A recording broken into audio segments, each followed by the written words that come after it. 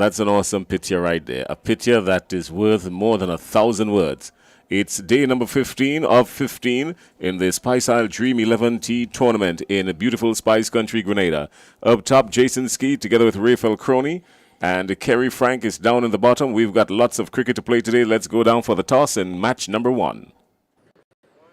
It is time for the toss in match number 29, playoff number 2. A final opportunity for both teams to end the tournament on a high. We have here with us the match referee, Norman Gilbert, our 2 captains of this match, Clove challengers, Javed Hazard, and Ginger Generals, Johan Jeremiah. Mr. Match referee, over to you. All right, thank you.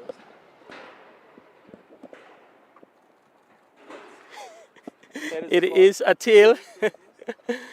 Javed, another opportunity to your final match in the tournament, winning the final toss, what will be your guys' decision? We're gonna have a bowl first. I mean, this is a opportunity for the guys to showcase their talent and definitely look to get picked for next season. All right.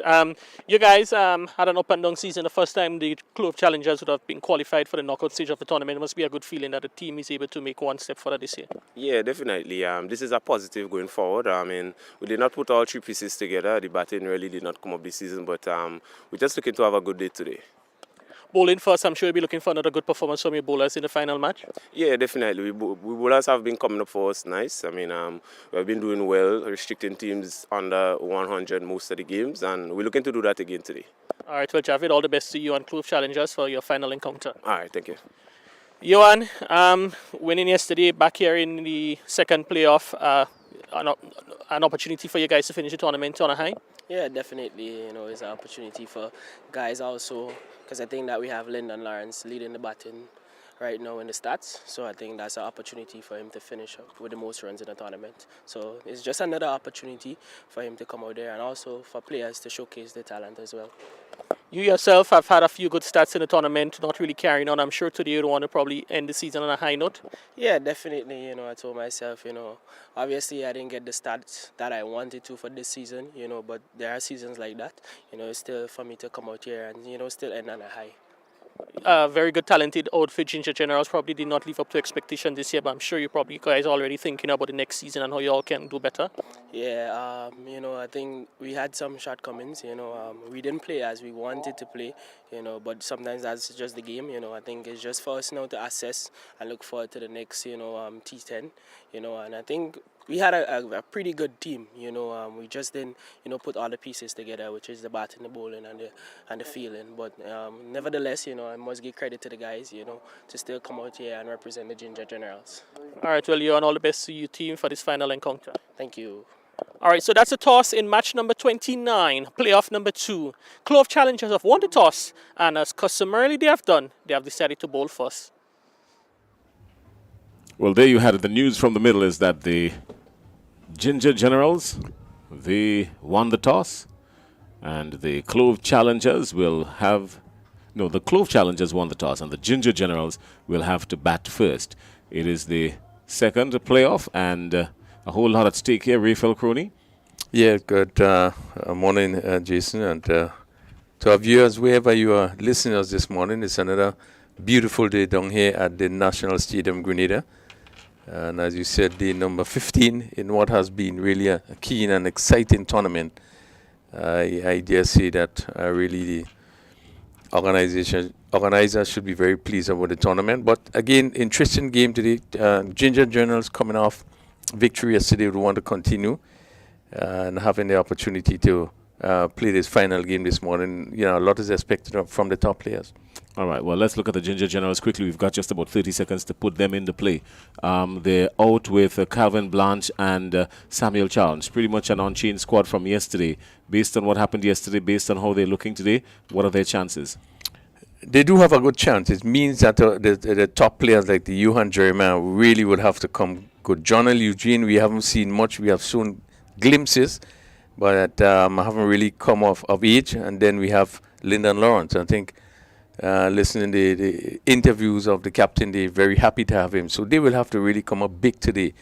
I do believe that runs is critical. The team that really scores, a big total will put themselves in an advantageous position. Well, he's had He's at the top of the runs table with 270, and the only batsman who seems to be threatening him in that category, of course, is Andre Fletcher. Andre Fletcher in the batting, he is placed at third with 240. Devon Smith is second in the race at 258, but he's not playing again. So Andre Fletcher is the only threat near to him, but Andre Fletcher is 30 runs adrift from Lyndon Lawrence. So Lyndon Lawrence might just want to use the day today to go outside and have some fun and play some strokes, and we can see the best of him. Yes, certainly he will want to take the advantage. Really increase the score 270. He has been playing well, and if he bats 4-5 overs, he will score some runs. So he would want to grasp another opportunity, probably to get past the 300 runs in the tournament. All right, let's look at the Clove Challengers quickly. We've got a minute to do that. The teams are getting ready. The Clove Challengers are playing today without their usual captain, Preston McSween, and the wicket-keeper, Javed Hazard, will do the duties of both wicket-keeper and captain. And they also out is Shion Andrew. So what's the story here with these Clove Challengers, you think? Yeah, well, as Clove Challengers, as we know, they do possess a very strong bowling attack. The batsman will have to come up. But with the likes of Hassan Jackson, who we have seen has done pretty well. Lyndon Mason also would have shown quite a lot of ability. Darren Ned, some of these players really will have to come good. They don't need to worry too much about the bowling, but the batting is really the one they have to be concerned about. This team has shown that they're capable of a really coming together, but the thing is they have not yet gelled as a unit in a flawless form. They've shown a whole lot of promise, and if in your mind going through the tournament they were considered in your mind as the dark horse, the team to really watch. They were at the bottom of the table last season. Here they are now. This is a really good upward movement for them. Yeah, you're right. It's a team that do possess some players with tremendous ability who can really turn things in a quick time. The likes of Jackson, the likes of Ned, Preston McSween, as we know, one of the top players in bowling. So really they could hold the own with the bowling, but really the batting, we haven't seen these top players really come off. We saw glimpses of Darren Ned, and Hazard in particular. He started off the tournament very well, but you just seem to have fallen away coming to the back end. Now he's leading today, so let's hope we're going to see probably a captain in him when he gets a chance to bat today. All right, let's hope that. All right, so the teams are out in the middle, as you can see right there. And no surprise, Lyndon Lawrence and Johan Jeremiah will open the batting for the Ginger Generals. Johan Jeremiah really needs to get off. He's a quite capable batsman, but he's got the pressure of being the captain. He has had that pressure for the entire tournament. He's been a good captain, really, just not getting ready, just pushing his team over the hurdle. They've had some unfortunate moments. And Lyndon Lawrence also opening the batting with him on 270 runs, leading all scores. Haston Jackson is going to open the bowling from the Darbo end for the Clove Challengers. The Clove Challengers really looking to end on a high, because coming from the bottom of the table last year, as we said, ending on a high would certainly propel them and give them the impetus and the courage they need for the 4th edition of this tournament. Yeah, they had a good tournament. I think they had some impressive performance. Really, they did not continue sort of up and down. But if that team could be consistent, it probably would be one of the teams that you really need to look at. All right, well, we're getting ready to start. Haston Jackson is going to operate from the commentary booth end or the Darbo end. He's wearing number 47 on his back, and he's going to be bowling to Johan Jeremiah, the captain of the Ginger Generals. And this is game 1 of 2 exciting games today. A lot of hard way at stake. Haston Jackson will start the proceedings. A lot of pressure here today, because a lot will depend on this game. Of course, a lot will depend on how the bragging rights will flow for the next 12 months.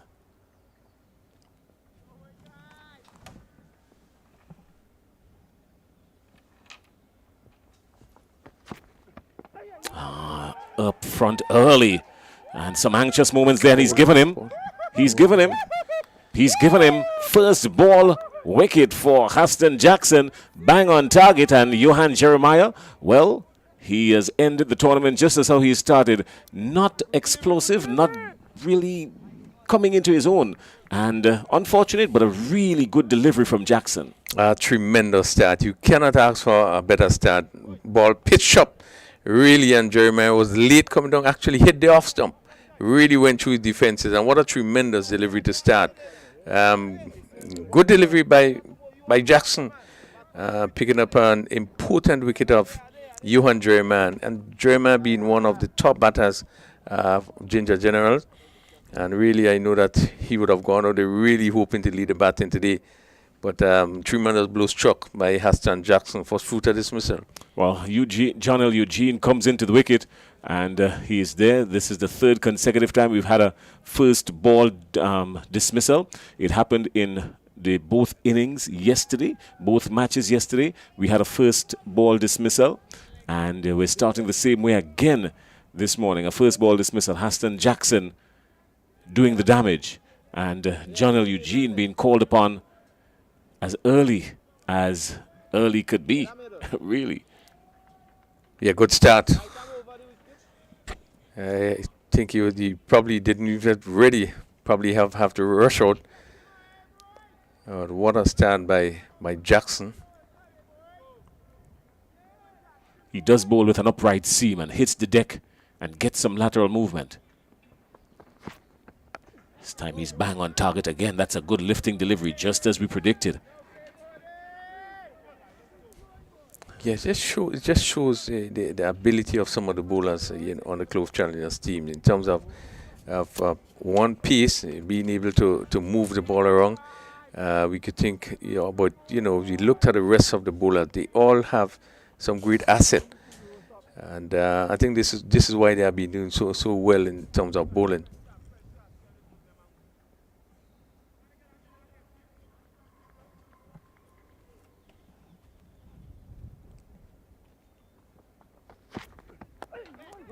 Again, he's right up.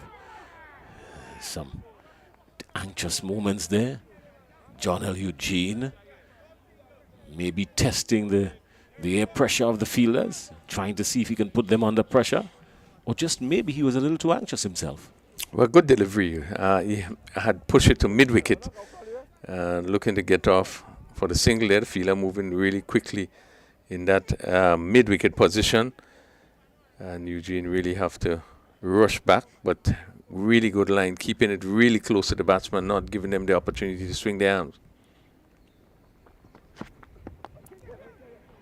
This time he's played him expertly, sweetly timed, and it will race into the boundary for 4. So that's the first boundary of the morning. A power aid cracking 4, and a good time to say good morning to our friends and good afternoon to our friends in Trinidad and Tobago who are viewing us on CCN TV6 and Winners TV in St. Lucia as well. The Grenada Broadcasting Network and 89.1, the one here in Grenada.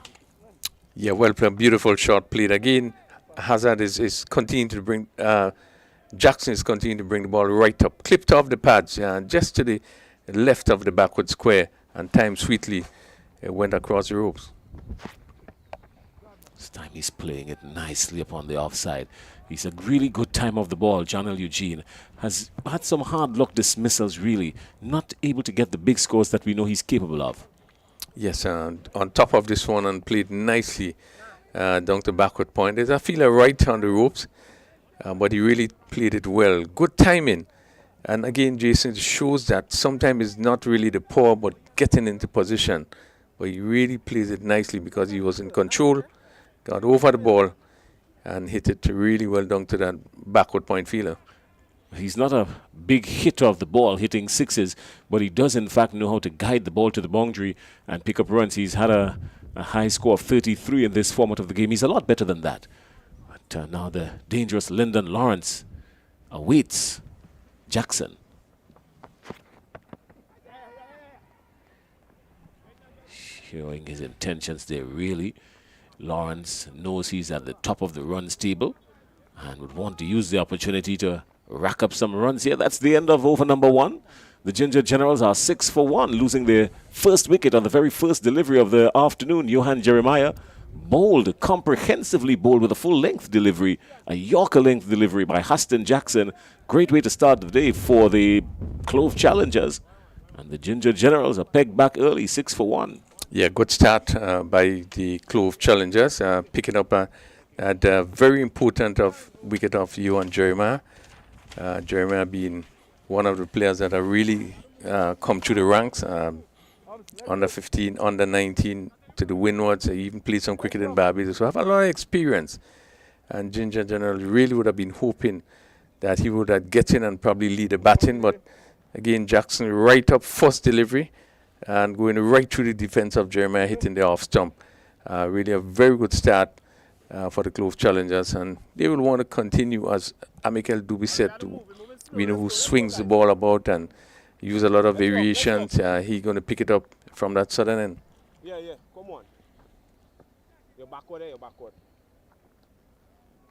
Take one to you, one this way. All right, let's go, guys. We're moving slow, let's walk. Sorry, after. God, man.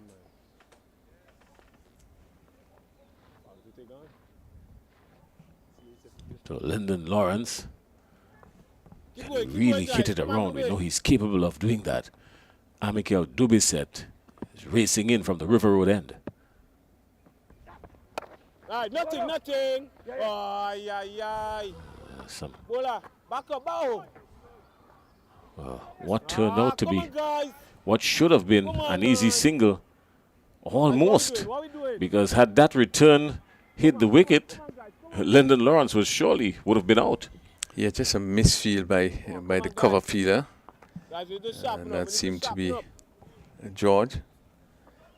And then throwing back again was missed Let's go, by the let's go, fielder guys. backing up. So 2 runs in the process.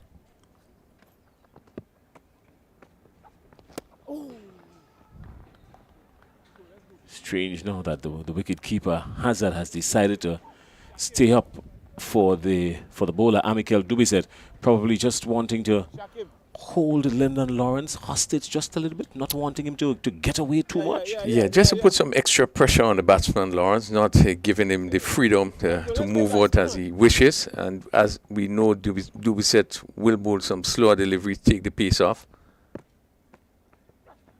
Let's A go. slower one, but it was struck back to him. It was firmly struck on the ankle. Surely there's some discomfort there. This ball is by no means made of sponge. It was struck firmly, brutally struck. And Dubisset could not have gotten out of the way in time. And he feels the pain. Yeah, firmly hit again by Lawrence. Ball overpitched slightly. And it was struck very firmly back. Bunks off probably the just the ankle of Dubisset, who really didn't have the time to get out of the way. And that ball went down to mid-on. And it traveled so quickly that no run was attempted. He's a clean hit of the ball, this Lyndon Lawrence. He's a ferocious You'll be fine, okay? batsman. You'll be fine, all right? Three left, okay? Let's work, guys.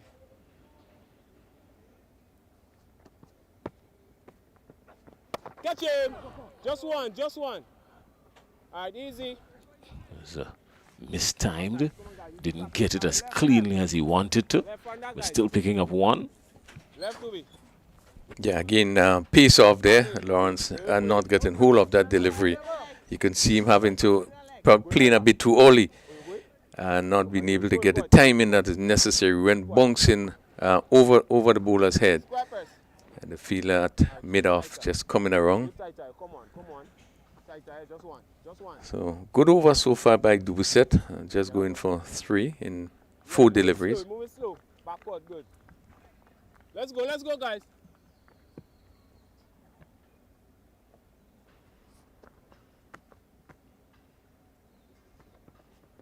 Nothing. Good work in the field there. Did very well to cut it off. Surely the batsman would have gotten more than one. John L. Eugene would have probably picked up a couple there, but good work in the field. Yeah, good diving stop by Dana George. A ball as we see this delivery again, pace taken off, and the batsman having to wait and play to cover. Let's work. Was not able to get a sort of paw. Catch him. Well, this one has ballooned up into the air. It is going to be taken. It is taken. And Amical Dubisset taking a wicket off his own bowling. And not just any wicket. He's picked up the wicket of Lyndon Lawrence. So Lyndon Lawrence goes for 3. And he's faced 6 deliveries. Really pedestrian by his standards. But the Ginger Generals, they won't mind. Because at the end of over number 2, well, the Clove challengers really wouldn't mind, because at the end of over number 2, the Ginger Generals are 10 for 2. Yeah, major blow struck there by Dubiset. Again, pace of that delivery, and Lawrence looking to clear the long on area. Only was able to get it up just in the air, just to the non-strikers end. And Michael Dubiset coming on, taking a very easy catch. Really good start by the Clove challengers, picking up the 2 main batters of Ginger Generals. Jeremiah going in the first over, and Lawrence now going in the second over. So after 2 overs, 10 for 2, the Ginger Generals being sent in by the Clove challengers.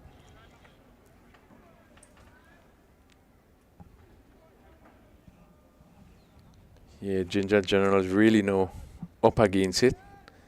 They have lost their 2 main batsmen, and a lot to depend on Jonel Eugene and Akim Diwa.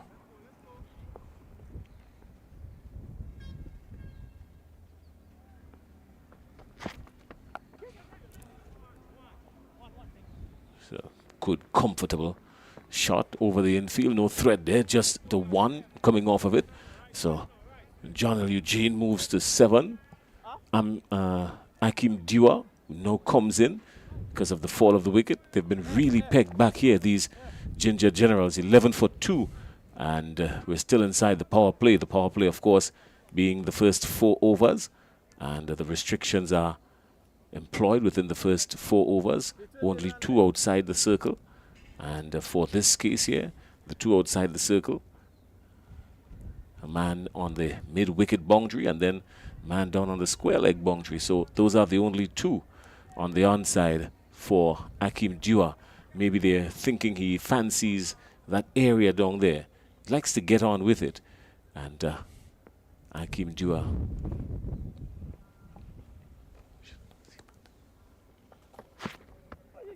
This time he's playing and playing wildly.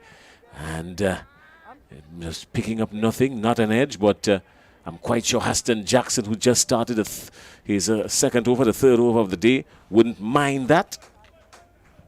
Yes, superb delivery by Jackson. This one pitched up and left the right-handed Diva, who was looking to drive, but he really moved away nicely. And as you said before, hitting the seam and really swinging away from the right-handed Diva, and really didn't pass far from the edge of the bat.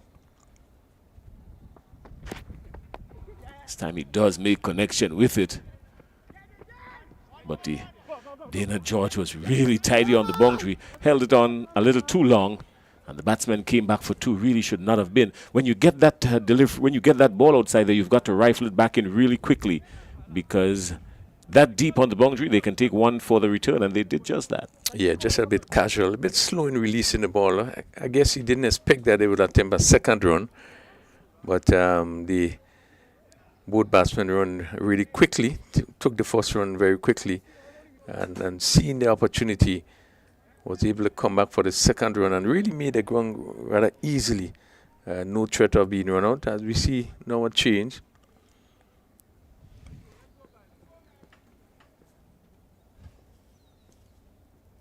And there's a fuller delivery, can't be put away. And Dana George does the feeling there to mid-off. He's just moved from the offside from the onside to the offside. So Denzel Matthew, he switches a position with Ned. Oh. Yeah, just a change with Darren Ned going down and changing with Dana George.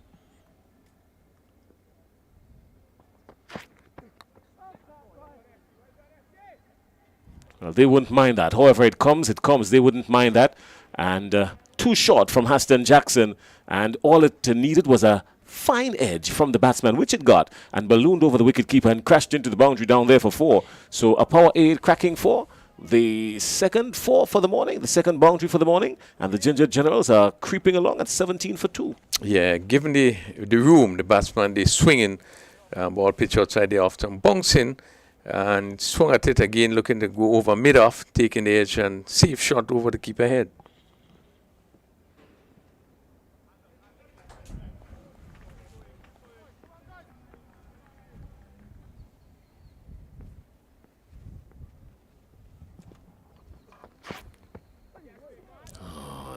good return, good response. Really good delivery, threatening, lifting delivery from Aston Jackson. And that's a good way to end the spell. You wouldn't mind that at all. The batsman, John L. Eugene, having to take some evasive actions there. Yeah, Eugene having to pull away from this short and quick delivery there. And the ball swinging from outside the off some into the right-handed Eugene and going through to the keeper. But really a good good over by Jackson. He has completed his 2 overs. He took 1 for 12 in his spell, picking up the all-important wicket of the captain. That's 17 for 2 after 3 overs. I still think the Clove Challengers will feel that the start is a good one. The mere fact they have been able to pick up those 2 important batsmen. Keep going.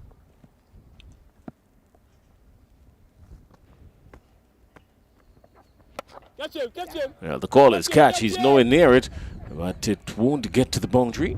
Just on the edge. Back up, back up. Another 2. Well done, well done. So John L. Eugene Okay. looking to get on with it, going over the infield. A safe shot at this stage of the game because the fielders are up. The restrictions are still enforced. So going over the top, going over the infield is always a pretty safe shot now. Yeah, you want to do that in a power play, the first 4 overs. With just 2 fielders out, we have the third man, backward point. Let's see, it's backward square. The left hander is in strike, John L. Eugene, and the third man wide. Yeah, Charles. Charlo. Ned. Charles. Keep going, guys, keep going. So you can hear it from the stumps, Mike, outside there. Very strong breeze blowing across the National Stadium.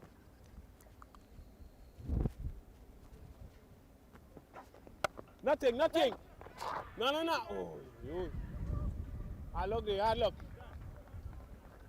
Keep going, man. Keep going. A lot of dot balls here. A lot of dot balls. Yeah, good work by Ned in the covers. Really quick to get that ball back. 20, guys. 3 overs here. We're doing well. Good shot by Eugene. Ball pitched up and really he drove it well, but straight to the fielder.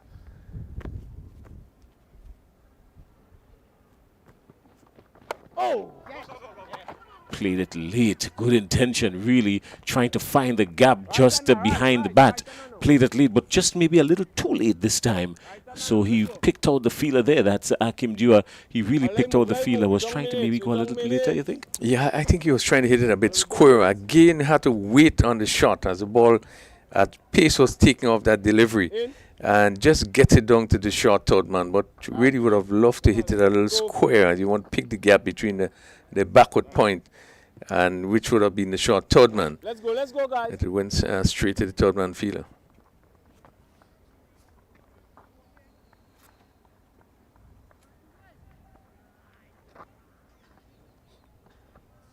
Let's go, guys. Come on. Guys, we are on top, guys.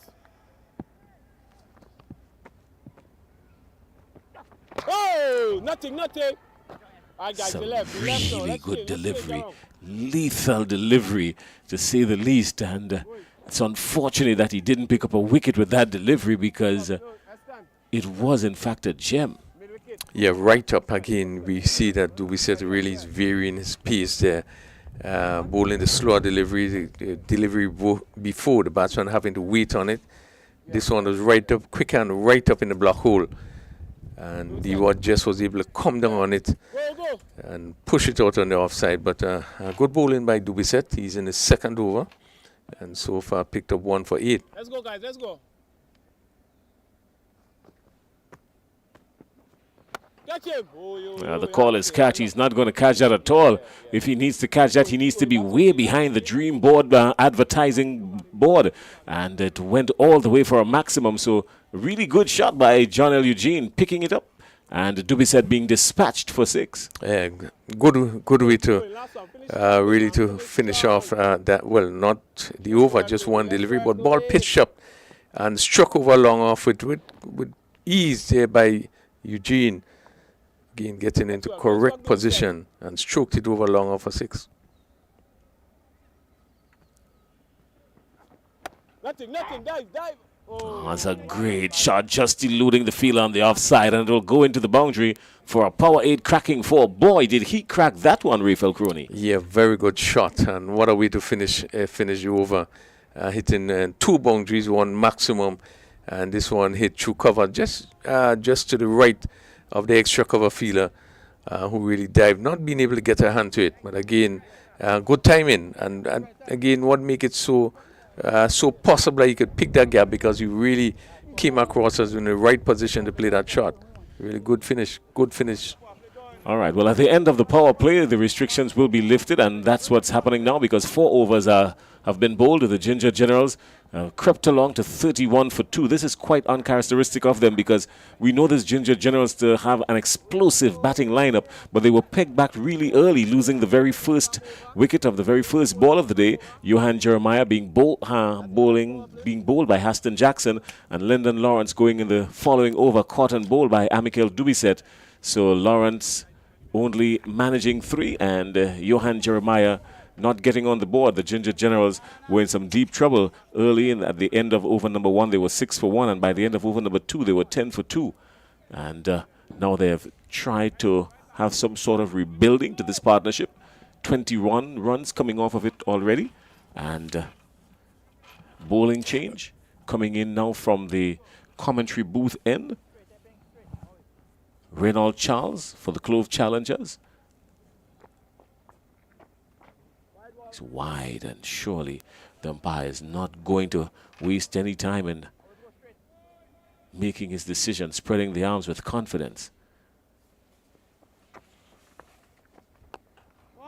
This time it's beautifully played. Just the 1. They come back for 2. Gets it eventually, comfortably. But they won't mind that. They're turning 1s into 2s, rotating the strike, even though they're not picking up the boundaries as fast and furious as they would love to, as they've been accustomed to. But rotating the strike is always a good thing. Yes, shot well played. Picking the gap, the long off had to do some running. So there was an easy 2 runs.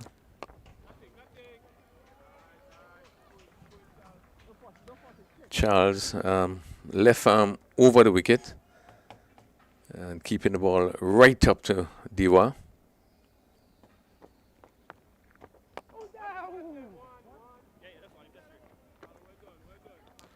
So just 1. At the end of this over, you will hear from Clyde Rondell John. Yeah, the Generals will be really hoping that this pair will give them a sort of platform. They are 35 for 2. They are so far added some 25 runs.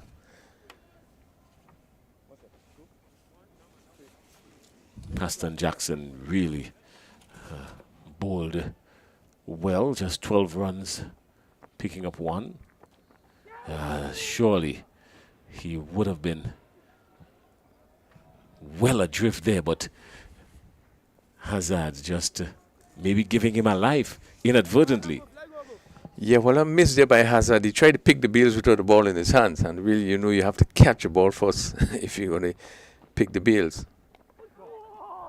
No, a healthy edge been induced, and so more fortunate moments for these Ginger Generals. Fortune favoring the brave, and they've moved up to 37 for 2. Just 1 delivery remaining to wrap up the 5th over. Reynald Charles has already gone for 6.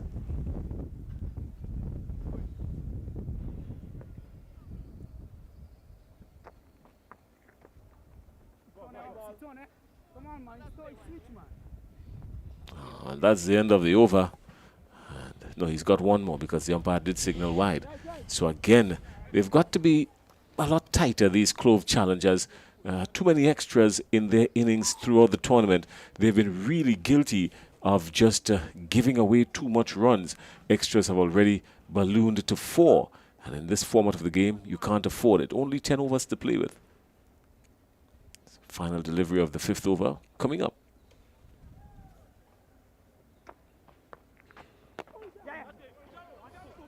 Good comeback, well bowled. Call is 1. They're calling for 2. They're coming back for 2. It's going to be close. And a direct hit. It seems as though, yes, it's a direct hit. And he's perished. He has perished, so there goes the wicket.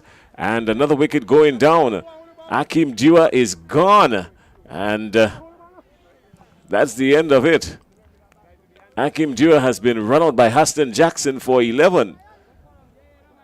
More anxious moments here for these Ginger Generals. They're 40 for 3 at the end of 5. More from Rafael Crony. And then Clyde Rondell John will carry us through the next 5 overs. But tremendous work there by Jackson. Ball pushed into the offside and really the onside. Really there should have been 2, but I don't think they made up their mind to run for 2. The first run was taken slowly, and you could see that they was thinking whether or not they should go back for the second run.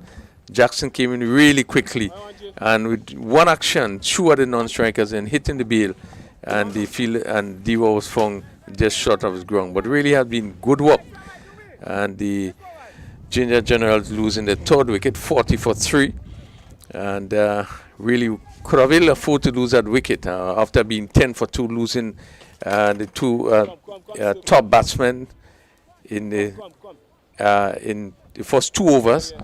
This pair would have been going pretty well and put up some 30 so far.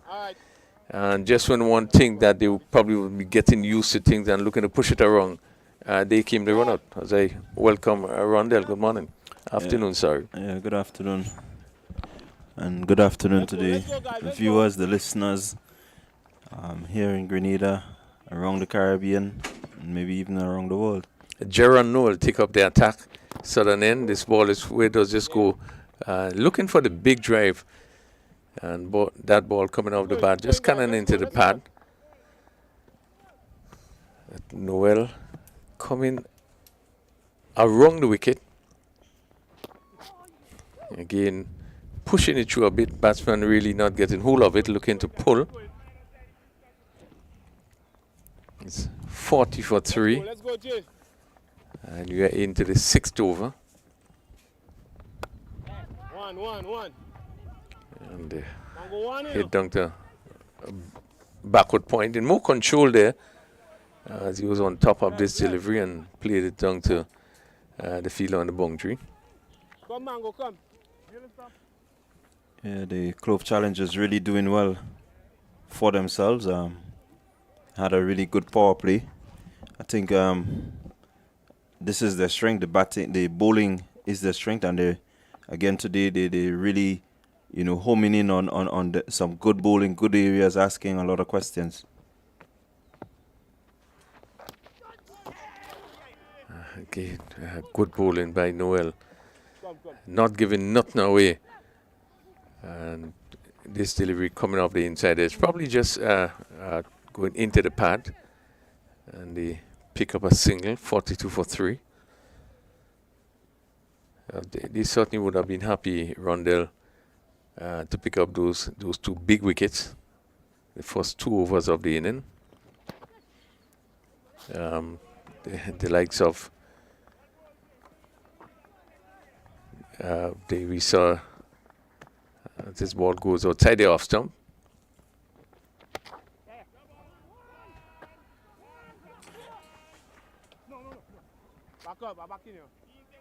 What has been good to see today is that the fielders have really supported the good bowling of the Clove Challengers. I think the fact that they put the ball in the right areas, the field was set. You see a number of deliveries going straight to the fielders. It says that run scoring is difficult. Really, these are the performances that I think they needed throughout the tournament. Yes, we were saying before this, the consistency was not there. They would have hold the own on the bowling, really, probably against every team. The batting of Clove Challengers really that needed to click, and was not clicking. You would have seen brilliances, but for a short period of time. I think this is what they actually lack. But the opening spell today, first delivery, Johan Jeremiah, tremendous delivery being bowled, and picking up the important wicket off for Jeremiah. Hit down to cover. And again, seemed to be Jackson coming off the boundary really quickly, limiting the batsman to 1.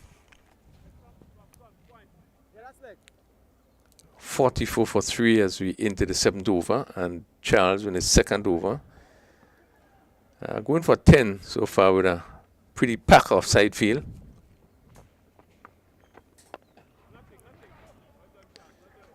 And the field is a short third man, a point, backward point, cover on the boundary, extra cover long off.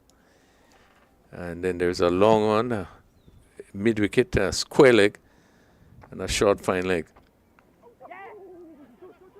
Ball comes off the edge again, looking for the big hit. And probably a little bit of poor run in there. They pick up a single in the process again, but you can see the batsman, they're looking for the big hit. Ball coming off the inside edge. That's Denroy Charles. But he picked up a single.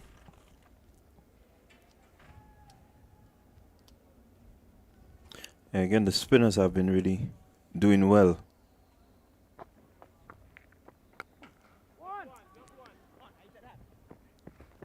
Yeah, that was really firmly hit by Eugene on top of it, and really hit it nicely down to the cover fielder.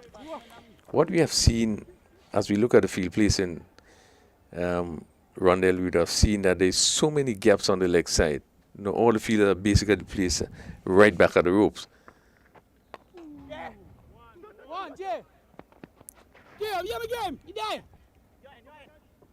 Well done.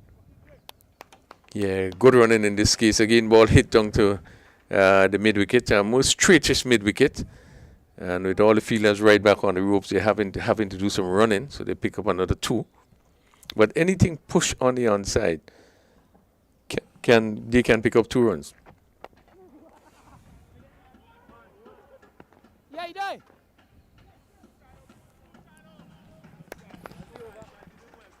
So Charles again pick up another single at the end of the 7th over. The Ginger General being sent into bat. They are 49 for 3. Yeah, with some 3 overs to go, it's really tough going out there. One would want to encourage the batsman, maybe Eugene, who has been set and looking really positive. Maybe it's his turn to look to maybe clear the boundaries. At this time, they need to really close off the tournament on a high. So getting up to maybe 80, 90 runs will be a plus for the Ginger Generals to really make a match out of this. Yeah, we would want to see really a good match. And I would think, I agree with you, they would need to get probably over 80 at the end of the inning. 1-1. Again, ball hit down to long one. I guess no timing.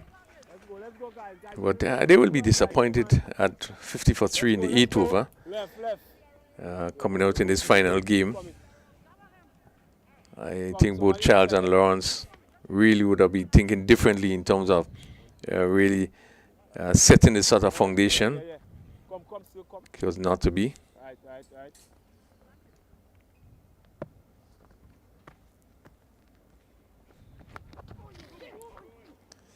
Keen ball comes off the edge, goes down to a long leg, just top, just in front of the ropes there. Yeah, good outstanding fielding again. Jackson really a live wire in the field. He seemed to be all over the place. The ball seemed to be falling him around a bit. Again, good bowling by Noel. Going for some 6 runs in his own.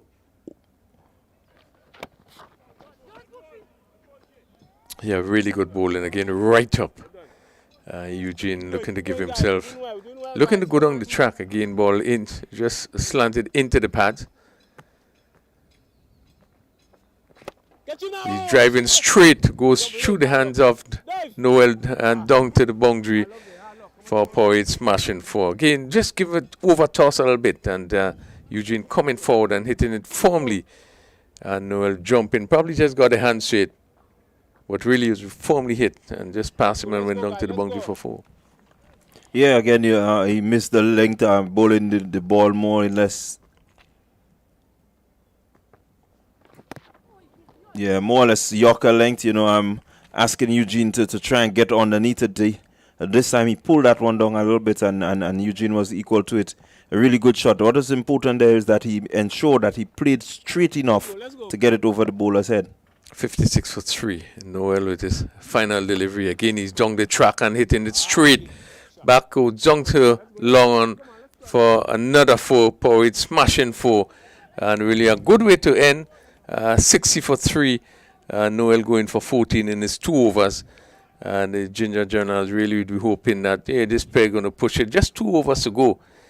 And as we see Rondell, they probably really would want to get up to more than 80.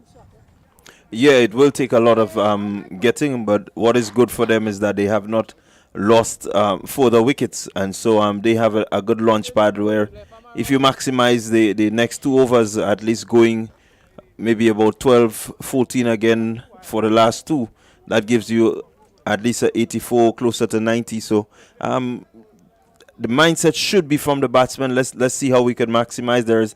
There's wickets in hand, and we can get as many as possible. So John L. Eugene playing a good hand, 36 from 25 deliveries, and he has so far hitting 4 fours and 1 6. And Charles on 6 as Matthew is swung over mid wicket. This going to be a power maximum. Ball given some air, and Charles just swinging through the line and hitting it cleanly over mid wicket for power maximum. Good shot there by Denoy Charles again. That one a bit short, and he was able to free the arms. It's important, and that when you hit well, and he got a really good sound off the bat. 66, and he's swinging this one. This one goes over long on again. The fielder Jackson just have to just look at it, sail over his head for another power maximum.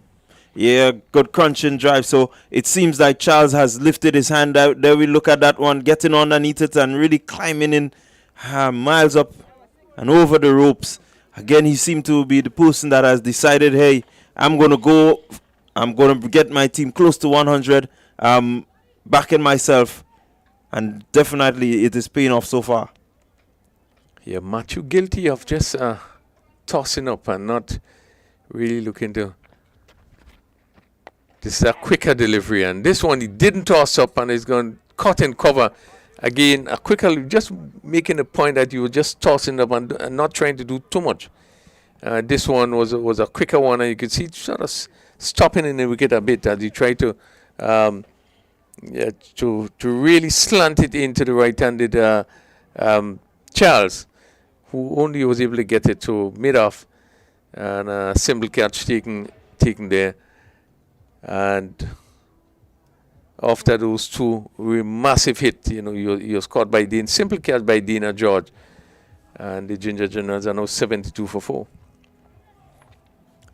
Yeah, again, this is really outstanding by the Clove Challengers. They really seem to be on point with their bowling, always putting teams under pressure.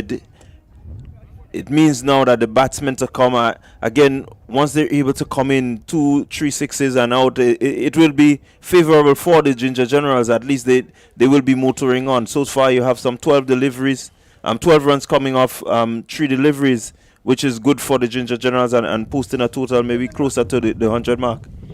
So Davis Charles replaces Denroy Charles as Denzel Matthew.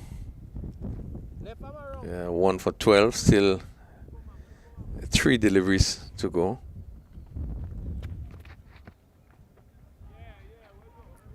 Yeah, this one a little bit wider and still leaving the right-handed Denroy Charles.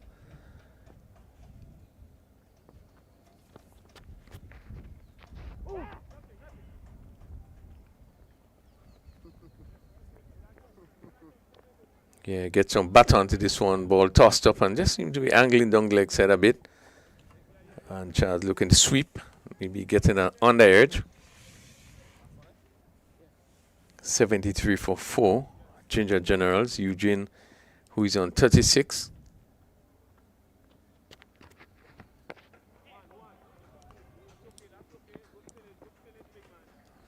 Picking up another single, push on the offside. That completes the 9th over, 74 for 4. And Rondell, I think we still have time to get at least 80. Yeah, again you have wickets in hand, So it means that somebody could actually look to clear the ropes. A few good connections means that you have a couple point maximums. 2 maximums from here gets you past 80, at least brings you to some 86 runs, and anything from there is a plus. We've seen throughout the tournament that scores of 80 and above have been pretty challenging for most of the teams, and so it means that the Ginger Generals, they just might be satisfied with at least some 80, 86, even more. The better. Yes, 74 for 4. Eugene on 37. It really has been a mainstay for the Ginger Generals. He came in at number 3. The fall of the wicket of Johan Jeremiah. Let's go. So the final over is about to be bowled. Yeah, line up, float it. Yeah, cover point. Go on. Listen. And Darren Ned Let's go, Ned. will come in from the southern end or River Road end. And the left-handed Eugene will face.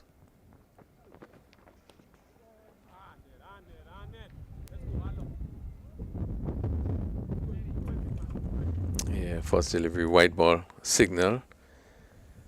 With a strong breeze on the ground. I think it's really a comfortable situation for the fielders. Despite the sun being hot, but that cooling breeze.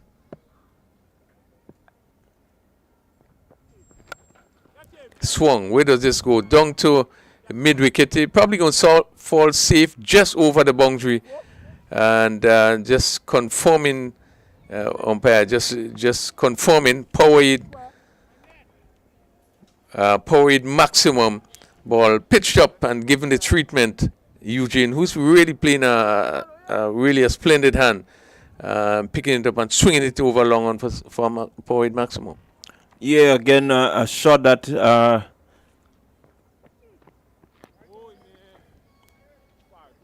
and then again, pitching wide and going further away. And umpire Mason having no difficulty. So yet another extra 82 for 4. So we have had already 8 runs in this over. Still 5 deliveries to go.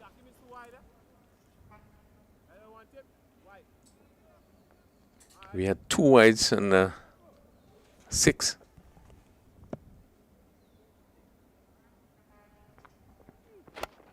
Full to the bat and hit down to extra cover point, and they coming up for the second run, and that was tremendous running. Really, I think the fielder probably was thrown at the wrong end, but they set off for the first run really quickly.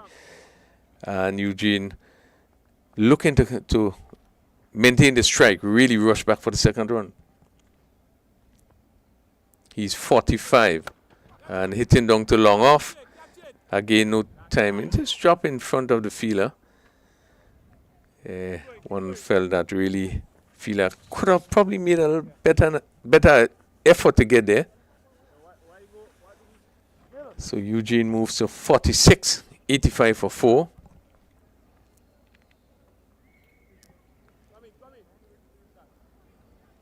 So they really would have done pretty well despite losing those 2 important wickets for 10.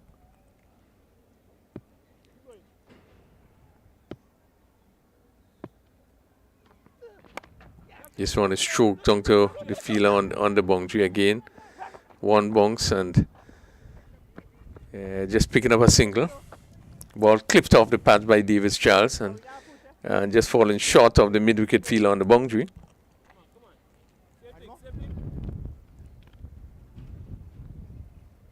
Yeah, with some 2 deliveries to go, I think they definitely 2 powered maximums will get them a score over 90.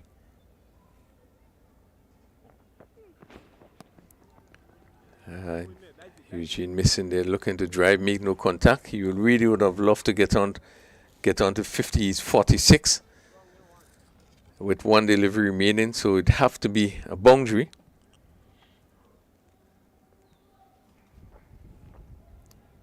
Over which so far has produced 12 runs.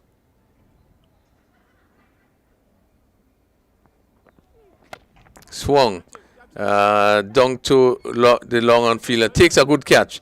Moving around.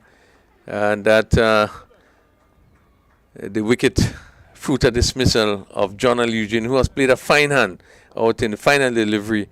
Caught on the boundary for 46. And Shakim Charles taking up that catch there. And certainly good knock. Coming to an end with the final delivery. Ginger General 86 for 5 at the completion of their 10 overs. Yeah, 86 for 5. I think they were looking maybe to get a score over 100, but really good bowling by the Clove Challengers. They set them back really early, getting rid of the two dangerous players, the players that have really done well for them.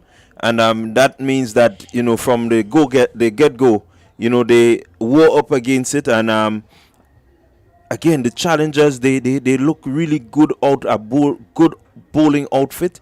You recognize that quite a few of the key bowlers have not bowled as yet, but they've been able to restrict again the spin coming in, the slowness of the ball, asking the batsmen to really go after it has contributed to their downfall. And I think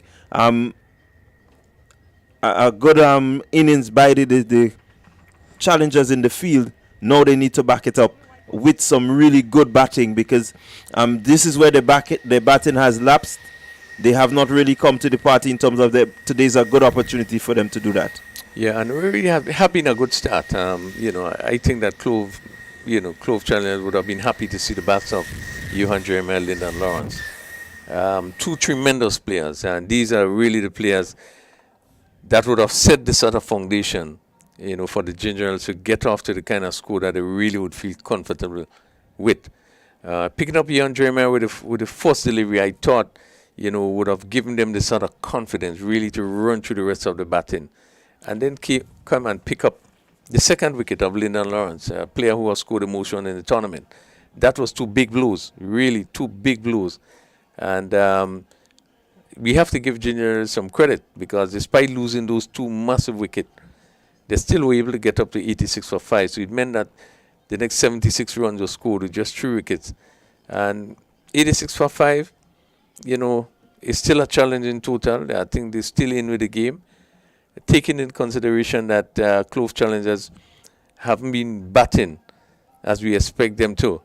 Probably the weaker part of the game is the batting. So, anything can happen from there. But I thought it was really, really good that the Ginger General was able to come back to get up to 86. Yeah, let's just give you a rundown of the scores. The Ginger Generals, they were asked to bat, and Johan Jeremiah, as we said, going first ball. No score, bowled Hassan Jackson. Lyndon Lawrence, the dangerous Lyndon Lawrence, he was caught and bowled Amikel Dubisset for 3. John L. Eugene played a really good hand, being out in the last delivery of their innings, and he went for 46. And he went 46 of 31 deliveries with some 4 fours and 2 maximums. Akim Dua, 11 of 10 deliveries. Again, someone that we know is really powerful with the bat, didn't get off today. Denroy Charles came in and struck 2 lusty blows. He went for 18 of 9 deliveries with 2 sixes. And Davis Charles, 2 from 3 deliveries. Adel Beggs not out without facing a ball, not having to come out. Bowling for the Clove Challengers, Haston Jackson.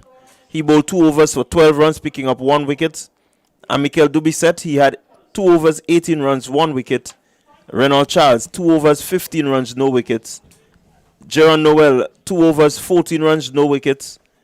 Denzel Matthew, 1 over, 14 runs, 1 wicket. And Darren Ned closing off the innings, 1 over, 12 runs, 1 wicket. So there we had it, 86 for 5, the Ginger Generals. Let's see, we will give the nod to the Clove Challengers. I think it's a manageable total. Good, sensible batting should get them over the line. Yeah, very interesting position, 86 for 5. And we know what the small scores, the sort of excitement it create. But we want you to join us in the next few minutes just to see the reply. Clove Challengers need to get up to 87 for victory. We're probably going to take just a 5 minutes break and do join us as we see the reply of Clove challengers.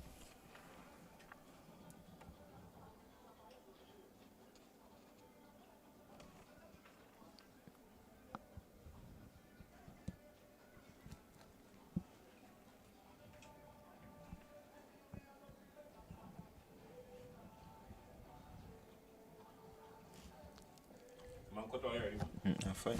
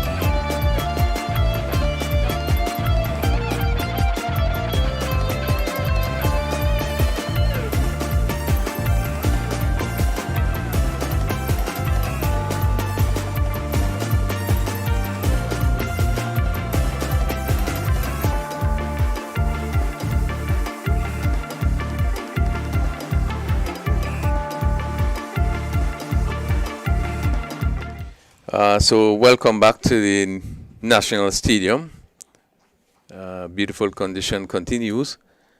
The Clove challengers will be trying to get up to 87 for victory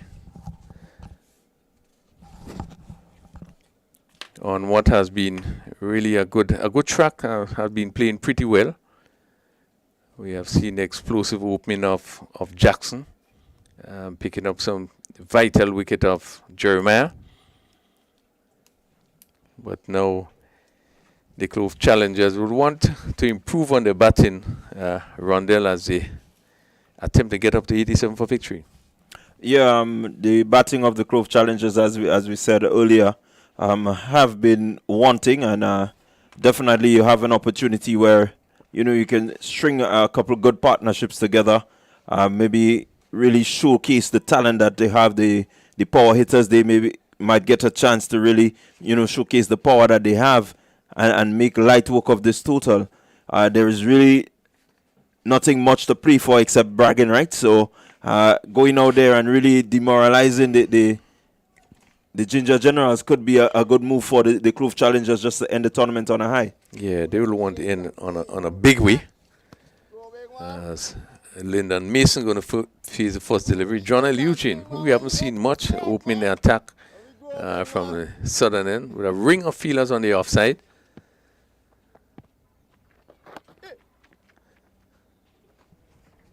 And Mason immediately off the mark. As we look at the offside field, short third man, a deep gully, a point, cover, extra cover, and a mid-off, all in a ring. Really interesting field on the offside for the off-spin of John L. Eugene. Hit the extra cover, having to make that stop there. So on the leg side is Longhorn, mid-wicket, and backward square leg. Let we go, brother. You're doing well. So the spin of Eugene. Get hit down to the Longhorn fielder. So both batsmen off the mark. Mason on one. Jackson also picking up his first run.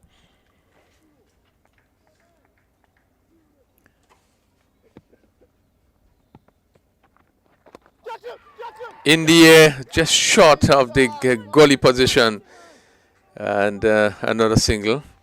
Much too short of the fielder there. Again, looking, just taking the outside edge. I looked to plate on the onside, and came off the edge and dropping in front of the fielder at gully.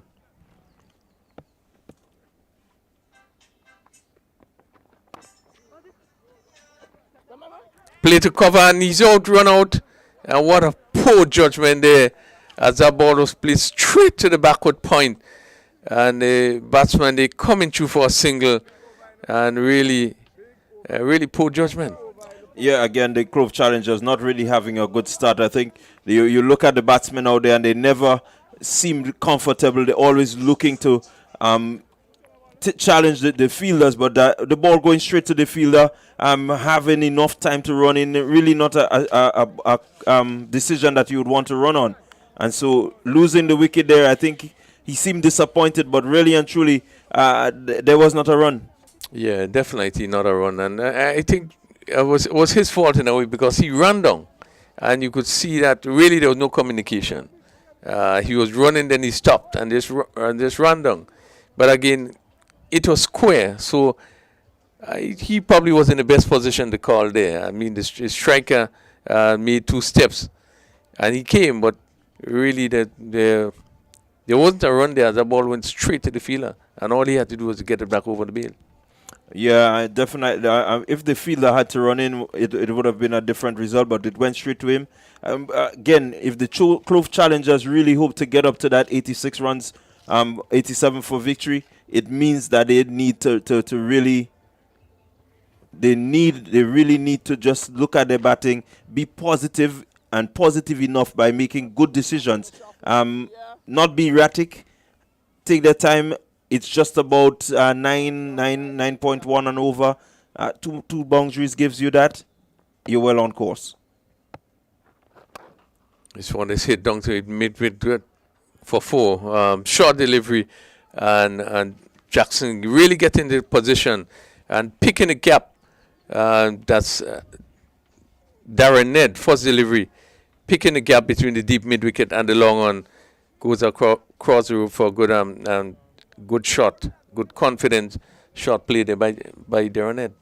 Again, the delivery, the fact that he had to place it well, because there was a deep mid wicket, but he had to get it in front of him, played it so he didn't play too square. He went a bit straighter, resulting in a nice easy boundary for him. I think once he's out there, he's going to use his head. I think he's come in at a good enough time where he doesn't have to rush. He can stay and play good proper cricket shots, which we know he can play. Yeah, let's hope that we're going to see some sensible batting as Ronald Williams and take up the attack from the Dabo end, the northern end of the ground. And he's going to bowl to Haston Jackson. These are two attacking players who love to hit the ball.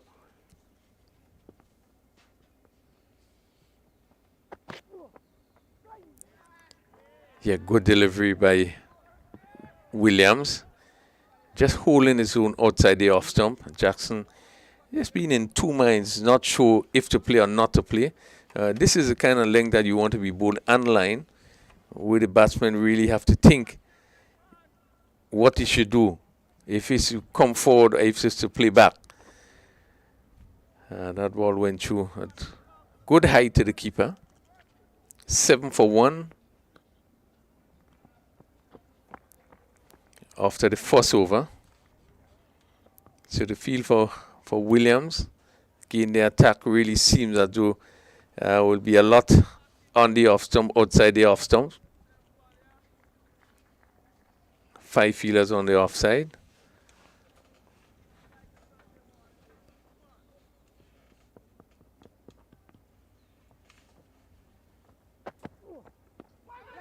Again, looking to pull, and this one staying down a bit. Again, really expecting the ball to come up a bit. Was batsman looking to pull and staying down a bit.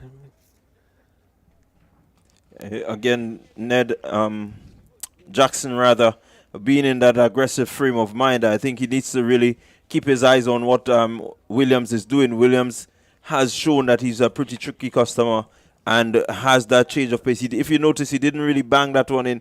He just tried to kiss the surface, maybe hold it back a little bit, and Jackson too quickly into the shot. So he has to keep his eyes on the ball. He can maximize once he gets it over the infield.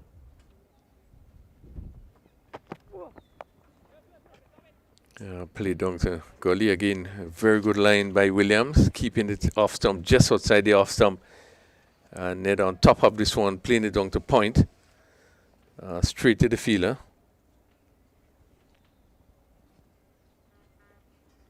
So we halfway into the second over. 8 for 1.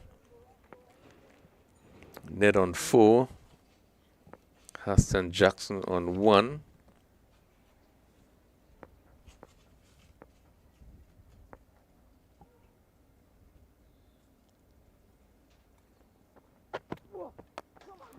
Full toss and hit to extra cover again.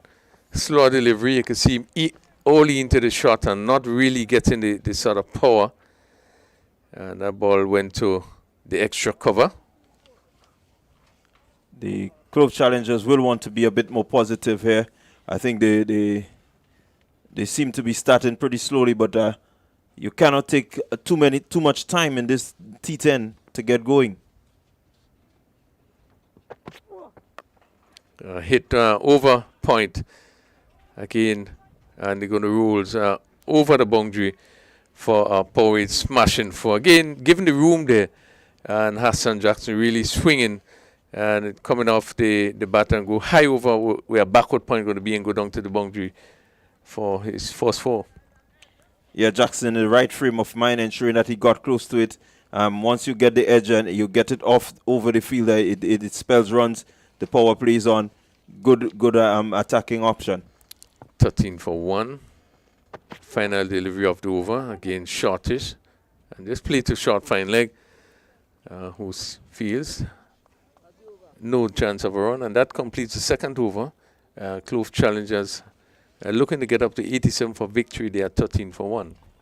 Utilizing the power play is really important, and especially when you're chasing a total of 86, you want to get off to a good start. I think the Clove challengers, they have been a bit slow, a bit sedated, not really bowling, the Ginger Generals have not really bowled that threatening line and length consistently enough, and definitely they've done enough, but I think the batsmen, they need to change the mode of in which they're going.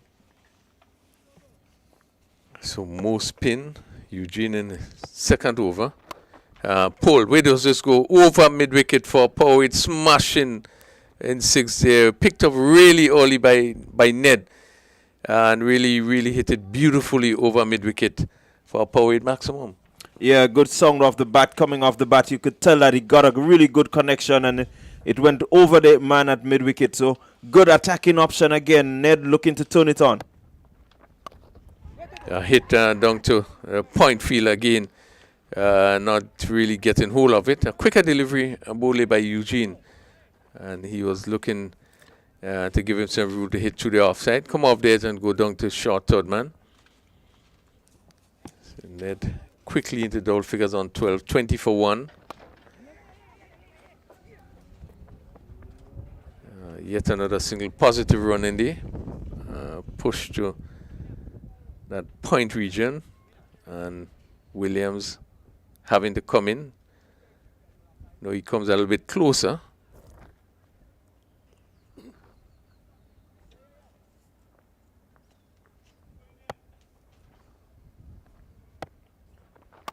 Short delivery, hit over cover, and that will go down to the boundary for Power 8 smashing 4. Given the right treatment, short then Ned getting under this delivery and really hitting it over cover.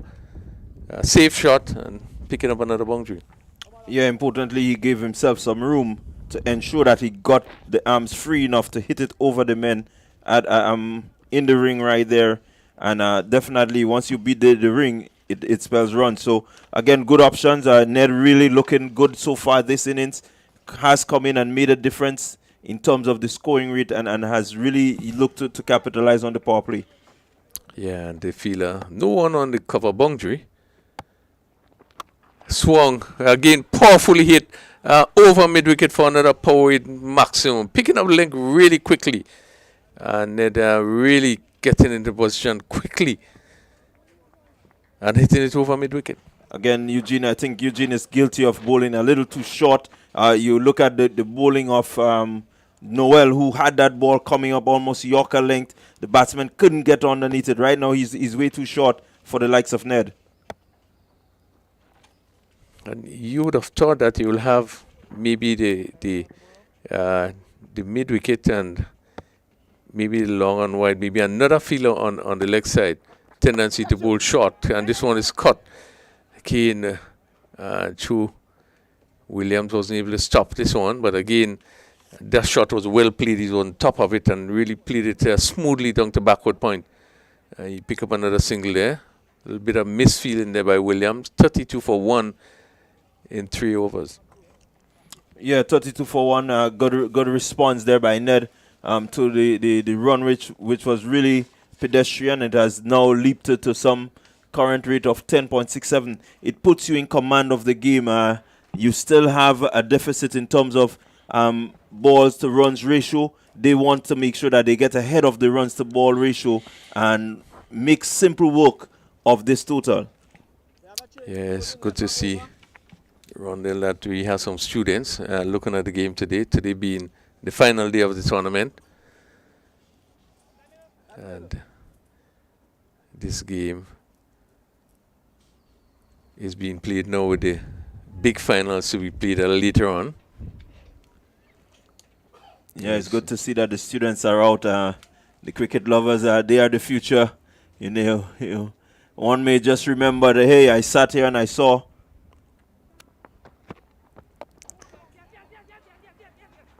Yeah, I saw the Clove Challengers and the Bailey Ginger Generals, and that might just be the motivation for them to go on to play the game. So it's good to see that the kids are out. Yeah, and certainly if this is the week of our cricket in that really there are not much persons playing the game, you know, as it used to be. And therefore something had to be done to encourage young people to get into the sport. We see that our clubs are even struggling now. There's no clubs no more. Teams, parishes are struggling to have teams. Let's hope that there comes a time when there's a turnaround. We into the fourth over, 33 for 1. Jackson, this going to go down to the boundary for 4 buys. Yes, no signal by the umpire. Again, short lifting delivery with the keeper right up. And really was not able to grasp this one. And the Clove Challenge picking up another important boundary, 37 for 1. 37 for 1, a further 50 needed from 39 deliveries. Definitely the challengers will want to end the power play pretty well. If they can get another 10 runs, that would really be a positive for them. It means that they've scored 10. Good delivery, left-handed Williams picking up the wicket of Jackson, looking for the big drive. And just taking, ball seemed to be straightening, coming in between his bat and the stump and taking the outside edge. And Jackson going again with pace off, was looking for the big shot. Yeah, again, you're looking to maximize the power play, look to finish positively. He had good intentions, but unfortunately, he didn't keep his eyes on it long enough to really get the connection that he wanted. So it means that the Ginger Generals are pulling back the game. Wickets is the best way to pull back a team, you know, when they had a good start. So they want to make sure that they continue to build partnerships. And once they do that, it should be victory for them. We said it already. Their batting has struggled, but I believe they can really get up to that score once they do the necessaries. So Shakim Charles, shot number 45, 37 for 2. And really we have been seeing that all along in terms of the batting of Clove challengers. I think it will be so important that Darren Ned remains as long as possible. Run rate 10.09, only requires 7.89, so it shouldn't be that difficult. But they will need to maintain the wickets. Larry Williams.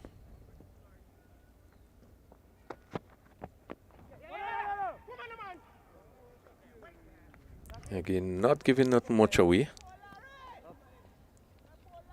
Yeah, Williams really doing a good job so far for the Ginger Generals, looking to just change the normal mode in which he bowls. Normally he's the left-hander going away from the right hand, but you see most of his deliveries, they're tailing back in, and so telling you that, hey, you need to be careful, because once he gets the one that goes the other way, it will be his surprise delivery. So really changing up the delivery, changing up the pace. Good work, has done well. Just 1 run coming off the 5 deliveries. It means that's a top over and has restricted the way that the Clove challengers were going.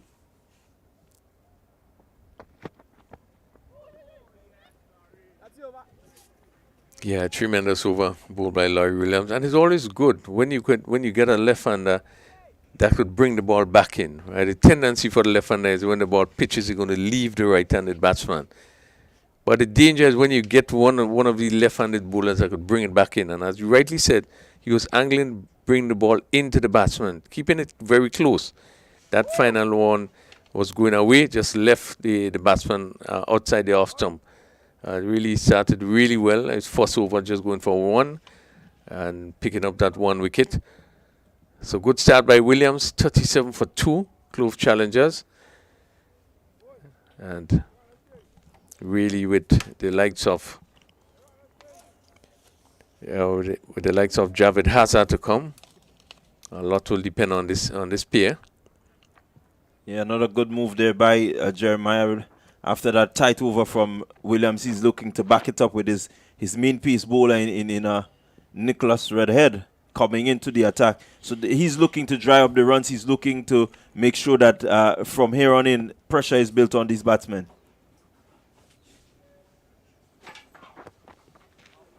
Yeah, good delivery. As we see now that there's no five fielders outside of the 30-yard circle, mid-wicket on the boundary, long on, long off, cover, and then there's a third man wide, all right back on the boundary. But Ned is the sort of player that, really, he will look to attack red head. Would be pretty interesting this over.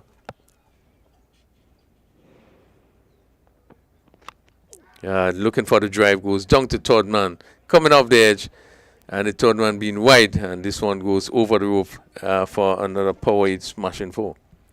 Yeah, good result there for Ned. Slip in might have spelled a different result, but again, going bravely at it, looking to play straight and coming off the edge. Good result for him. It pushes the total closer to something that they will want. 46 needed 34. Still a bit of challenge. Ned is out there. If Ned gets out, it could be a different kettle of fish. So Ned definitely wants to maximize whatever he can get. Good result for him. So we're seeing some changes. The backward square, the square leg is now going down to. So really interesting offside field. And Williams going to point.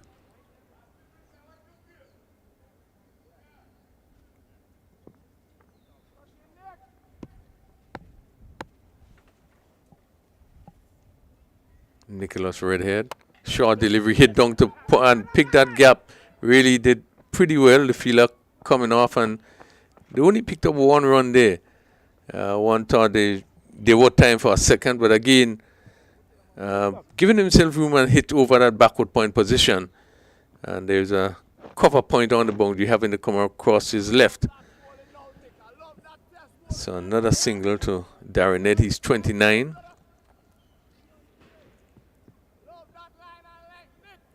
Really important for Redhead to finish this over well. He has gone for some 5 runs off 3 deliveries. He will want to close out this over really nicely, just to make sure that they keep the pressure on. Good lifting delivery by Redhead. Again, Charles just dropping his arm there, allowing it to go through outside the off stump, but extracting some bunks in that delivery. Really pacey delivery there by Redhead, and again, as you said, it's a good length, and that length doesn't afford the batsman to really get over it, and that's an important length that he is hitting once he's able to generate that sort of bounce. 42 for 2.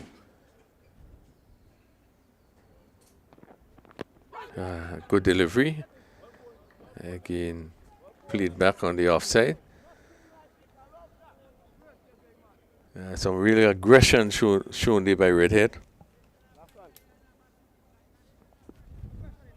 Yeah, again, really good going. I think Jeremiah has called it right so far in terms of his change-ups, in how he uses his bowlers. But as long as Darren Ned is out there, he will have some concern in the back of his mind. Yeah, and I would think that's a big hope for the Clove challengers. The longer Darren Ned stays there, yeah, more confidence it will give them. Again, outside the off stump. Good over by Nicholas Redhead, keeping a good line. And Charles probably is conscious of the inning that he need to play. Just allow this one to go through outside the off stump. We haven't been seeing this much in this T10, this short version of the game where batsman is lifting the bat and allowing the delivery to go outside the off stump. Maybe a change in thinking, change in strategy, in that there's no need to push too much while Darren Ned is at the other end.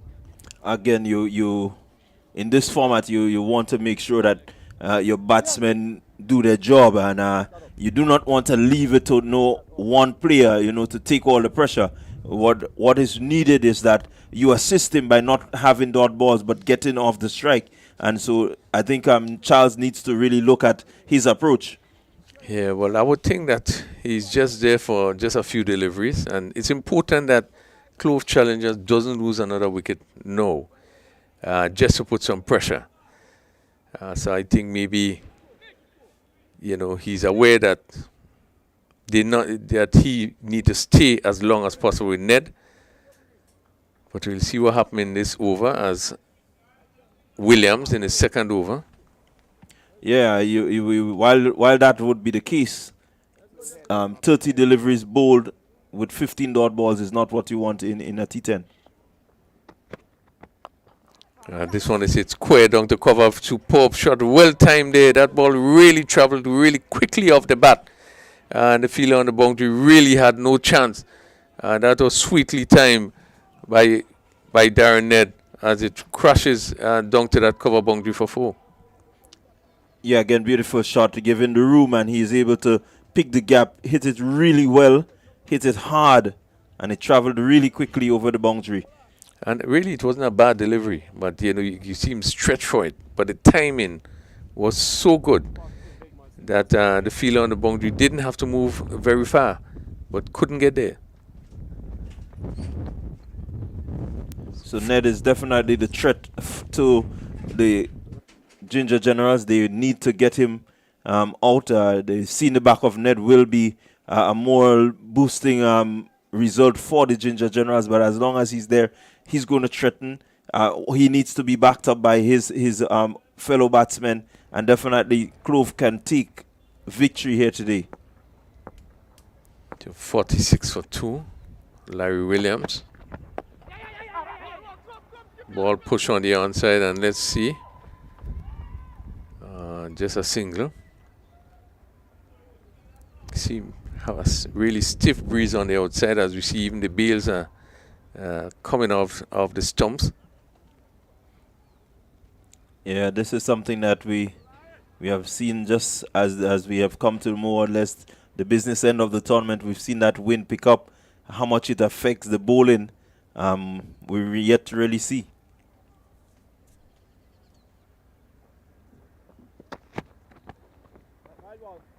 I know it has affected the catching a lot. You see the ball swirling a lot around much more, and making it a bit more difficult for the catchers to really take catches. But again, we've seen some really outstanding catches.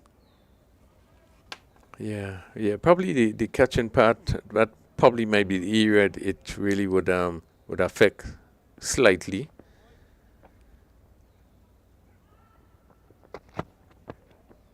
But I think that the conditions, the fielders will really feel good in the sort of conditions. Not even though it's very hot with the breeze blowing, you're not really going to feel it too much. With some 39 runs needed and 27 deliveries, I think Charles really needs to look to get back on ball. His approach so far is a test match like. Again, he's coming forward to a slower delivery. Now, you do not want a situation where you need to get 15 and 16 in the last over. So I think the Clove challengers really need to look at how they approach the remainder of this innings.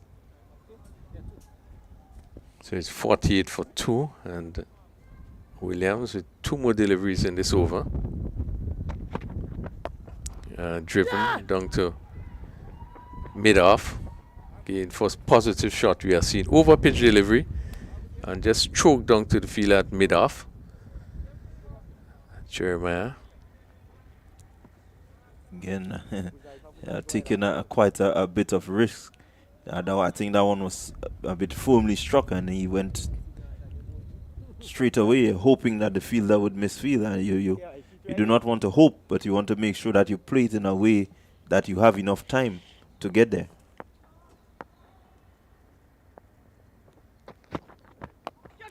This one goes high in the air as Ned looking for the big hit. The keeper comes wrong, take the catch, and certainly a big wicket. That big wicket of Darren Ned, looking to clear the long on fence, and really making that swing. And again, pace taking of the delivery, and only is able to get it up in the air, just on the offside. The keeper come in and take a really easy catch, and a big blow struck there. Fruit of dismissal. Ned going for 34. Yeah, a really big blow there for the Clove challengers. Not the result that you want if you're a challenger fan, but the Ginger Generals, they will take this and they will move with this.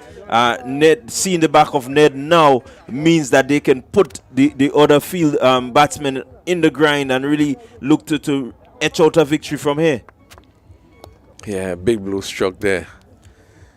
Yeah. As you could see him there. Really not to the pitch. And with the ball not coming on, it makes it even harder for that sort of shot. Yeah, definitely. And again, we were saying that, Williams has bowled well, has been really tricky, and you can see this one really pitching, holding up. But again, you look at it, it's going away from net. So there's the option to really control the way you hit it is much less.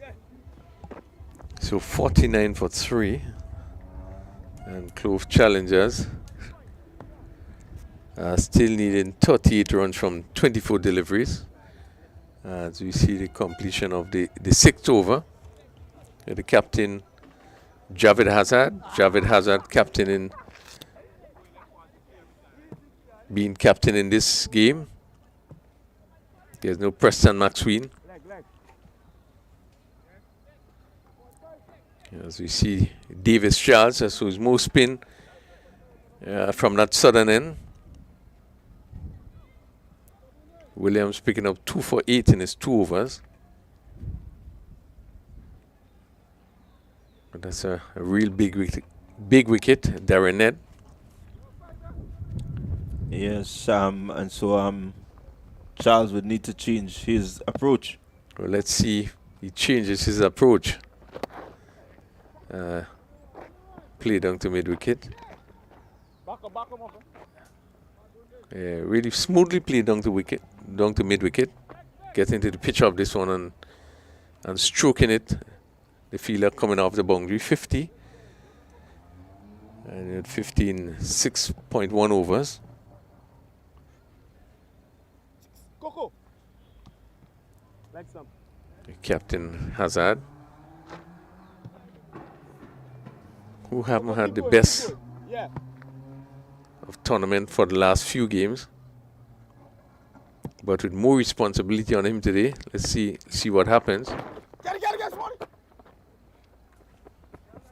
Yeah, it would be nice for him to be able to get a score here today. Good, sensible batting has to be his forte, making sure that he plays on merit, making sure that, he stays whatever is happening out there in terms of the batting. So Akim Charles come back into strike. And he really had a pickup. He's hitting down to mid-wicket. Again, not timing, dragging it down a little bit. Give him room to come back for 2. But again, we are seeing signs of aggression, signs of a change in terms of attitude. Again, looking to pick up the off spin of Shakim Charles to hit somewhere down to mid-wicket, but not timing. Being able to pick up 2 more runs, 53. Charles in his first over. And where does this one go? Again, down to mid-wicket. Not timing, just dragging it a bit. The fielder comes off the boundary. Again, the approach from Charles is not a bad one. Finding, just looking to play through the gap, maybe just rotate. He needs to weigh the shot, ensure that he doesn't hit it too hard and force the fielder to come in so that they can get the easy 2. So, not bad, but still needs to look at how he's playing the delivery so that they can maximize the balls. Yeah, just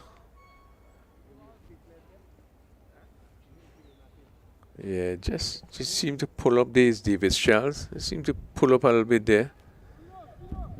And yes, it's coming off the field. I just seen him holding high up on the tie there. Yeah, seemed to be somewhere around the groin region.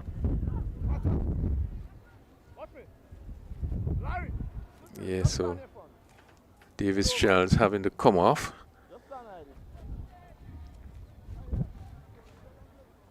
So Denroy Charles complete the over. 54 for 3. As the mid-off is now pushed right back on the ropes. Mid on, right back on the rope, long on. And the mid-wicket straight goes right back on the rope. Ball hit down to square leg for 4.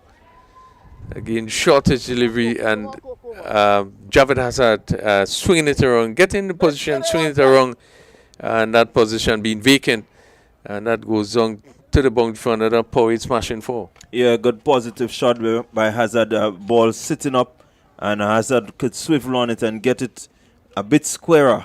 And that was important. You have a mid-wicket there, but there was nobody back in terms of this backward square or square leg, and so good options for him.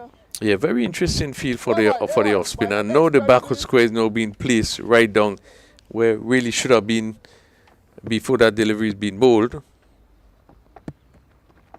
He's down the track and hitting straight, and that goes straight down for another power smashing 4 again. Hazard using his feet and getting down to that delivery and hitting it straight down to long off for 4. Yeah, again, Hazard seemed to be in a positive frame of mind.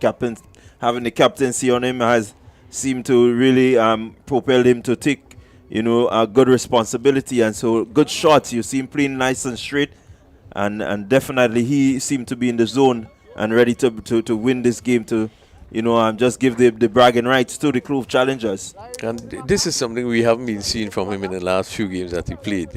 As you rightly said, he played straight. He came down the track and hit straight, so there was no danger. The delivery before, it was shortish, so he got around and pulled it again. There was no danger, and no feeler on the backward square boundary. It was the right shot to play. And one will just hope that he continue to play normal cricket. Don't try to do anything that he's not used to, but get into position and time the ball, and you realize that he'll pick up a lot more runs, and a lot more runs playing that way.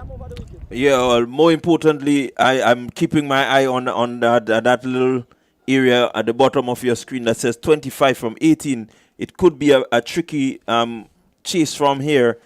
With Williams coming back in, you still have Redhead with 1 over. It could be a really tricky chance for them to get that total. 62 for 3 in 7. Williams went for 5 in his first over, so he's coming back for his second over from this northern end. Again, the Shakim Charles, he really probably moving too early, coming on the wicket even before the ball is being delivered. And really, it's not necessary, but has to maintain some composure. But you're nowhere near to this delivery looking to swing. Again, and this is what I was saying earlier when he was, playing the way he was playing. You do not want a situation where you have to force to get the runs, in the last over. The backward point now comes up just to the edge of the circle, Redhead.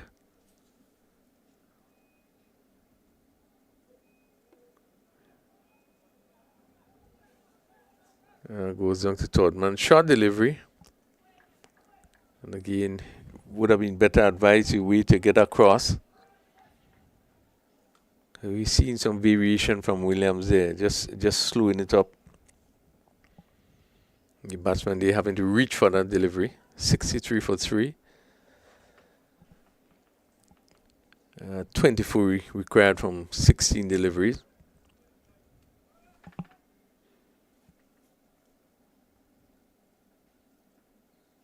Short delivery hooked down to backward, long leg, goes over the rope for 6.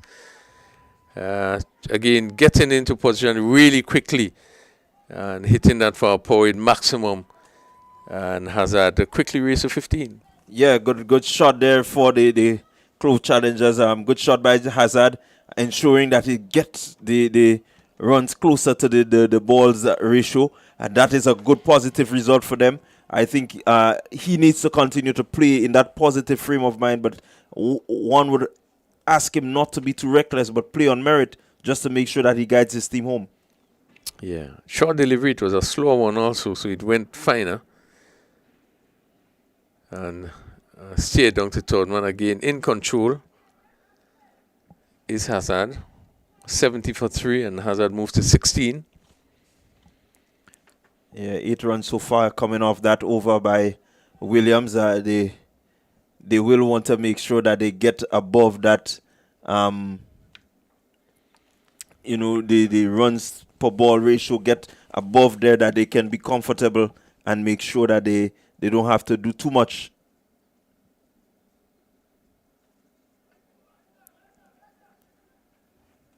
Yeah, another extra. And this one too wide from Williams, and we see some of the younger bowlers, they like the Williams, Kishan Andrew, they are learning quickly, trying to vary, trying to take pace off and do so many different things. I think this one is just a bit too wide, probably looking to bowl a slower delivery. Yeah, again, an ill-advised shot. We've seen it second time for the over. Charles coming down really far from the delivery, making no contact. 16 needed, 13 balls remaining. Could be very interesting. You see the offside field, third man, backward point cover on the boundary, extra cover and long off.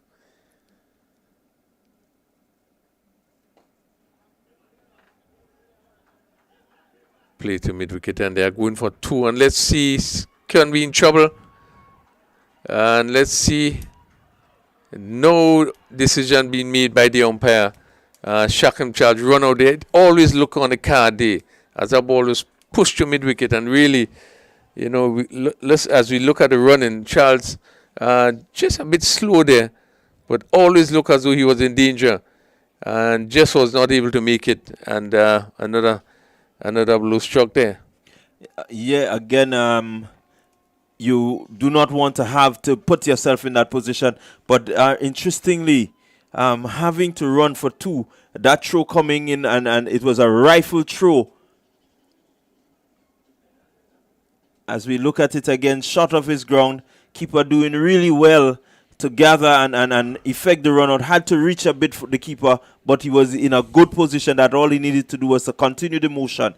Charles put himself in a bit of pressure. You do not want that sort of pressure coming into the back end of this innings. But I thought it was tremendous, really good decision by the umpire. I really seemed to, even though he stayed a while before he made that decision, but I think he made it. It really was the right decision. Bill just being picked, before he got over that crease. 72 for 4. As Redhead pick up the attack as we move into the 9th over.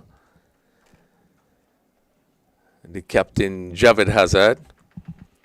As we see Jeremiah, they're really making sure that all the fielders are placed in the right position. Now he's just signaling to the third man to get a little bit finer. So there's third man, right back. There's a point, right back. Cover squarish. And a cover. And the long off, he's now going right back on the boundary. Yeah, good delivery by Redhead. Good line and good bounce ball, just leaving the right-handed Hazard. Really, this would be a critical over that could tell what direction the game goes. Yeah, with some 15 to get from 11, definitely this over is key as to who and how the game will be won. What is important here? The Ginger Generals, they want to make sure that they accumulate as much dot ball as possible, give the person bowling the last over as much as they can to defend. So Redhead push on to mid on for 1, and he wouldn't mind too much over the singles.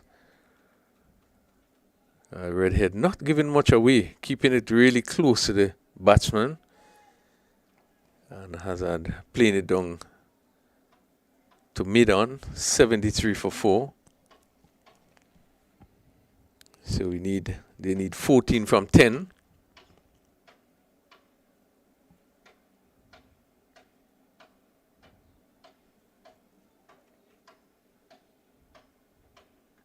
This will go down to the boundary for 4. Again, give some room there, and Dana George really flashing hard. Take the outside edge and go down to a third man, which is fine. And the third man being placed wide on the boundary. Really, Williams had no chance, and an important boundary. Yeah, important boundary there by Georgia. Again, looking to go straight, and that is what was important. Peeling off the edge and beating the third man who was in place, but the ball went a bit finer. And so bringing the runs to ball ratio really nicely there. It hit straight. Let's see. And that goes from power maximum. Superb shot. The ball pitched up. And George gave it a full treatment as he swung through the line and hit it straight over longer for power maximum. Well, you see the intent from George. I think from the previous delivery, that was his intention. He got the edge. It resulted in 4. But this time, Redhead again coming up into that area. This is something that we have not seen from Redhead in his first over. I think he was more back of a length, asking the batsman to really try and play the shorter one. 83, as still into the 9th over. And he probably would have missed out on this one shot. And again, looking to play on the front foot. Should have been back and looking to pierce the gap. So right here, just one delivery left. 83 for 4. We are in the 9th over. Clove challengers require 87 for victory.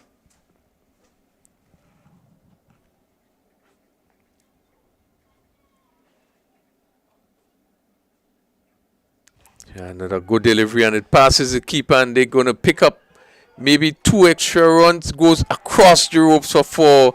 Really poor bit of work there, and that confirmed victory for the Clove Challenge, reaching to 87, and that 9 over completed, and probably would be really relieved having picked up victory in this last game. Yeah, definitely. The Clove Challengers will have the bragging rights over the Bayleaf Blasters.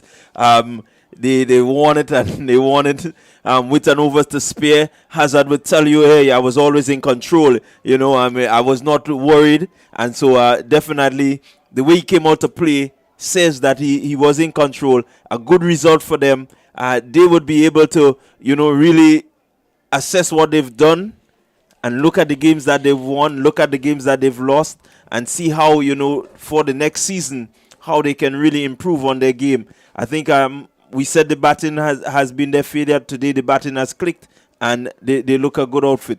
Well, I'm not so sure the batting clicked, but they did enough to get up to 87 for 4. But as you rightly said, we'll give them an opportunity to look at the games they would have played and the weak areas, because there have been some weak areas. Even though there was flashes of brilliance here and there, I think they can feel very confident about the quality of bowling that they have. They would probably want to maintain, that sort of bowling. I don't think they need to worry too much in that area. But really the batting, a lot depends on Darren Ned. And you probably would need maybe a couple more players inside there that you could depend on that will be able to help you and in terms of going forward with the batting. So generally they would look at that, while the Ginger General are also going to look at the team in terms of what is happening. A lot depends on Jeremiah and Lyndon Lawrence. So again, they will be looking to balance both of the teams. And as such, it really gives them an opportunity to see where they are and what they should be doing. Yeah, I think that the teams are balanced, but for me, it is all about the approach that the teams use. You look at Hazard today, playing much straighter, not really looking to go across the line, and he comes off. He looks really good as a batsman when he plays in the way and the fashion that he needs to play. So what has to happen is, I think the players, they need to look at how they go about their innings and so on, especially the Clove Challengers. The Ginger Generals, they know that they have firepower. It's just a matter of the firepower clicking together. And this is what we have not seen. When Lawrence is brilliant, the others are not really there to back him up. When Diwa came in and gave a bit of brilliance, they just didn't have enough to back it up. So it's an all-round performance that would be needed by the teams if they're really going to do well. I think they're balanced enough, and they just need to really bring it and execute properly. So we have just seen the end of another game, Clove Challengers winning this game by 6 wickets.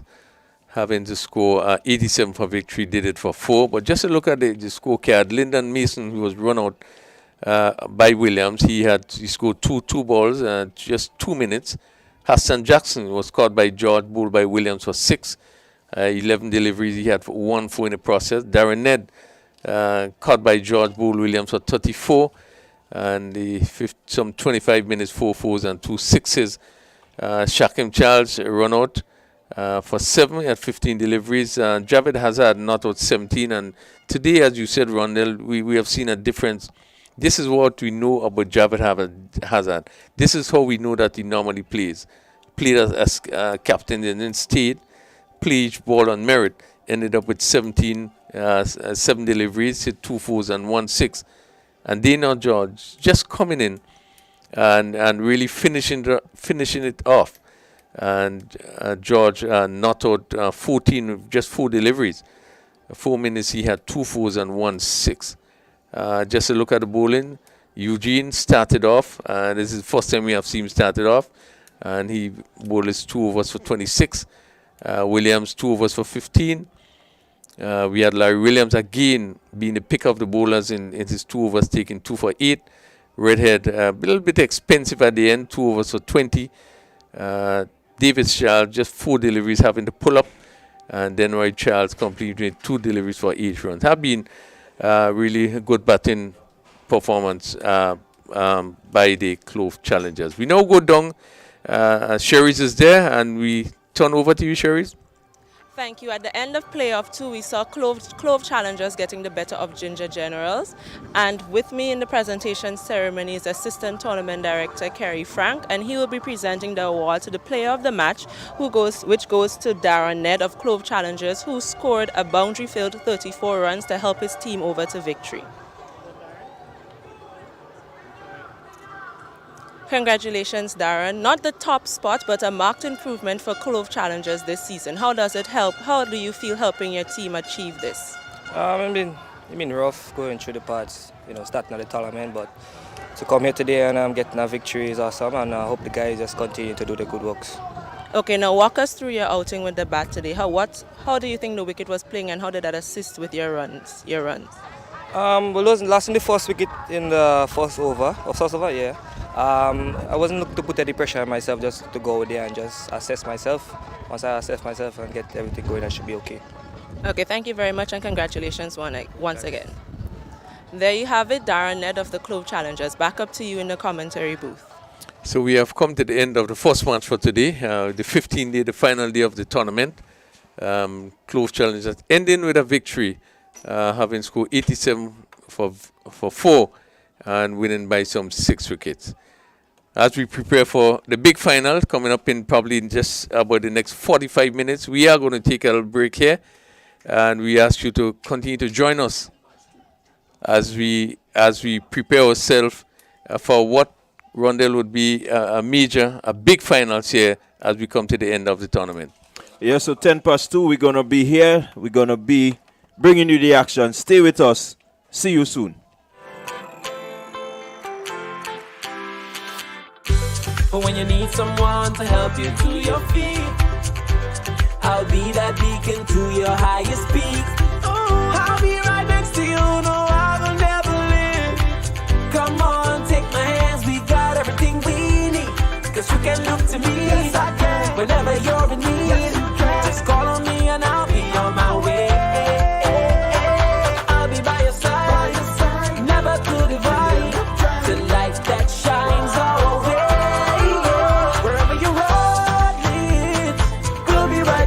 Wherever you road leads, we'll make your dreams come true. Next side, next side, next side, right next to you. Nexa Credit Union, with you wherever your road leads.